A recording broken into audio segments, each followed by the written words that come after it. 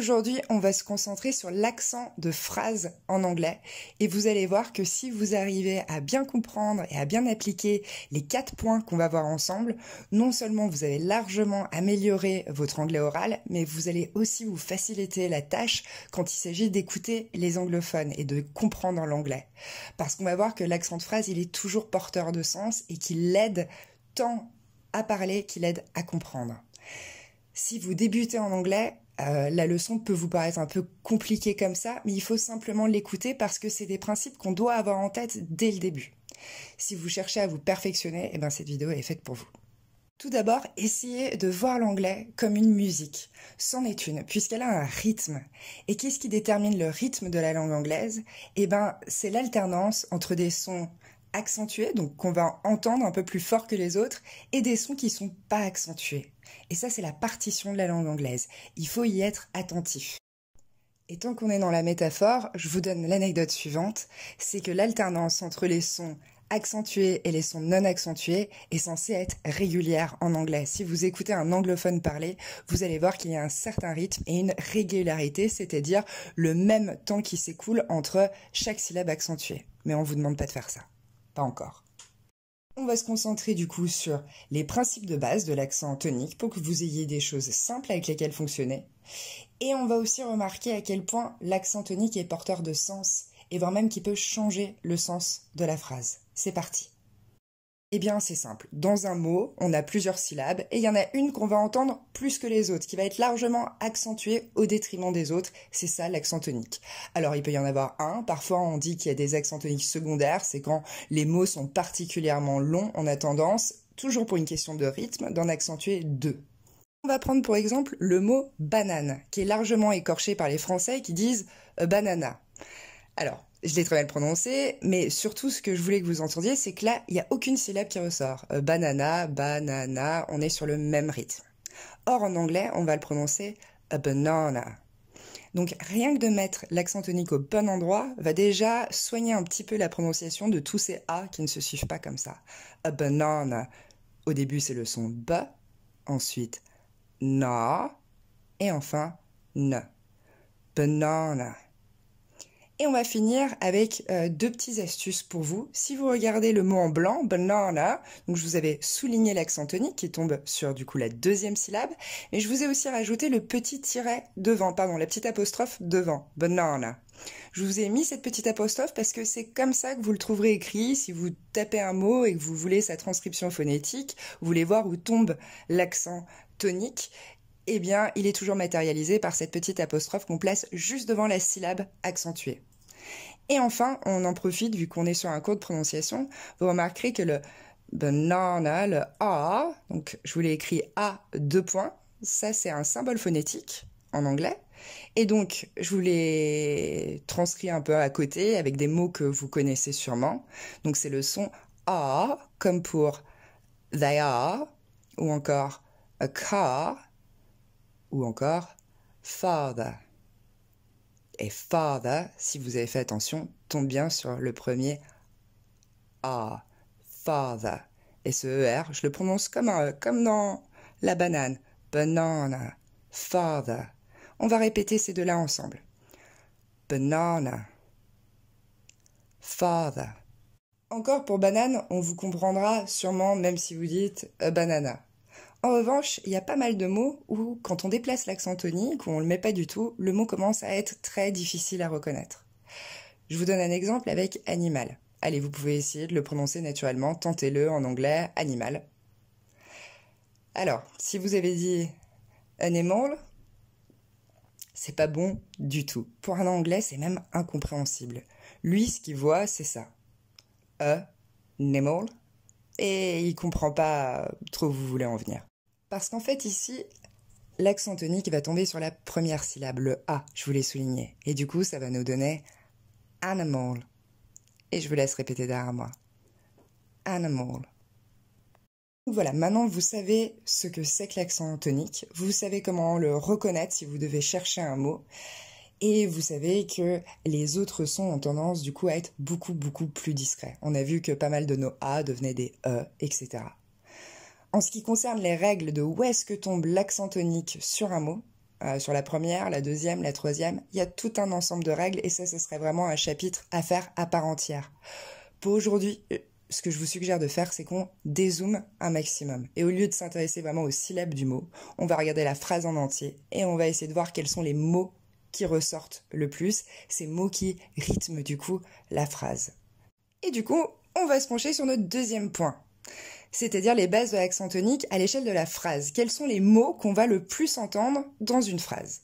Eh bien c'est simple, les mots qu'on va le plus entendre, ce sont les mots à contenu, c'est-à-dire les noms, les verbes, le verbe principal, les adjectifs, les adverbes. Ils sont porteurs de sens, et c'est parce qu'ils sont porteurs de sens qu'ils vont être plus accentués que les autres. Et c'est parti pour jeter un coup d'œil à un exemple. En jaune, vous verrez les mots qui vont être accentués dans la phrase. Je vais le dire une première fois en exagérant, évidemment ça se passe pas comme ça quand on parle naturellement. I have to go and see my mother. Très exagéré, on reprend de façon plus naturelle. I have to go and see my mother. Encore une fois, et cette fois vous allez répéter après moi. I have to go and see my mother. I have to go and see my mother. Et donc du coup, s'il y a des mots accentués, comme on disait, il y en a qui ne sont pas accentués.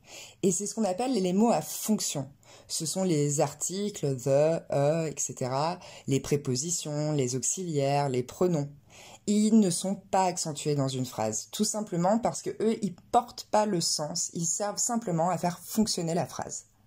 Et on jette un coup d'œil au même exemple. Et vous remarquerez donc toujours que nos mots accentués apparaissent en jaune et ceux qui ne sont pas accentués, du coup qu'on va entendre beaucoup moins, qui seront moins forts, sont en noir. On va répéter une dernière fois. I have to go and see my mother. Donc, pour ces mots qui ne sont jamais accentués, à savoir donc les mots un peu fonction, on va retenir plusieurs choses. 1, on les entendra moins. Ils seront moins forts que les autres.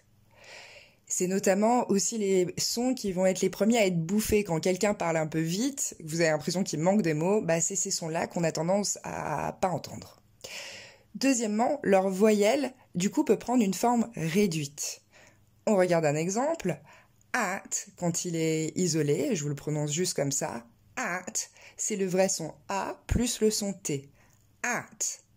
En revanche, at, c'est un mot fonction, et donc quand il va être pris dans une phrase, son son va être réduit à E plus T, à savoir ut. Je ne vais donc pas dire I'm at work, mais je vais dire I'm at work. Et vous voyez, la phrase est beaucoup plus fluide. Et vous allez répéter celle-ci après moi. I'm at work. I'm at work. Plus rapidement, I'm at work. Et c'est parti pour s'entraîner un peu.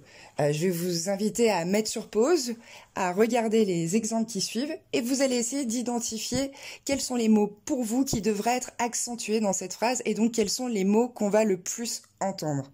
Une fois que vous avez identifié les mots qui sont le plus accentués dans la phrase, je vous invite aussi à les prononcer, à prononcer la phrase en entier et à essayer de le prendre en compte. Et de prendre en compte que du coup, les autres formes non accentuées sont surtout des formes réduites qu'on entend peu, et notamment des etc.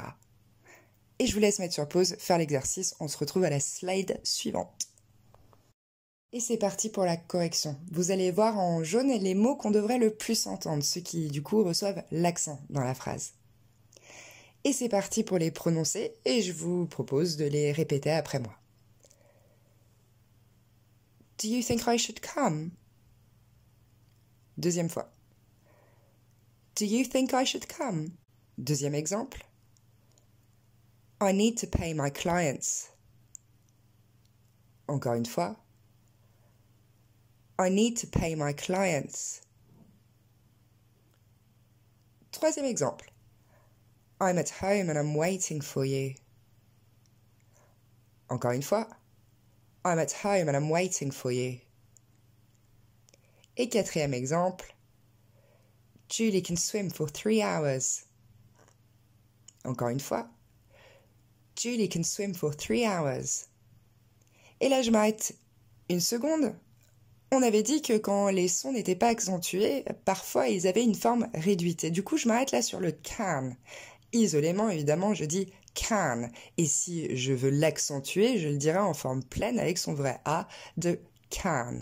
Mais ici, dans la phrase, il est auxiliaire. Il sert simplement à faire fonctionner swim. C'est pour ça qu'il n'est pas accentué. Et du coup, si vous m'avez bien écouté, j'ai pas dit can, j'ai dit can. Julie can swim for 3 hours. Et c'est la même réflexion pour for. For, isolément ou en début de phrase, forme pleine. For. Ici, forme réduite. Julie can swim for 3 hours. Donc on retrouve les sons E à chaque fois. Allez, on le refait encore une fois, mais cette fois un petit peu plus rapidement.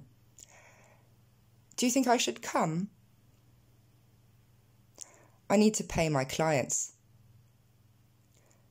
I'm at home and I'm waiting for you. Julie can swim for 3 hours.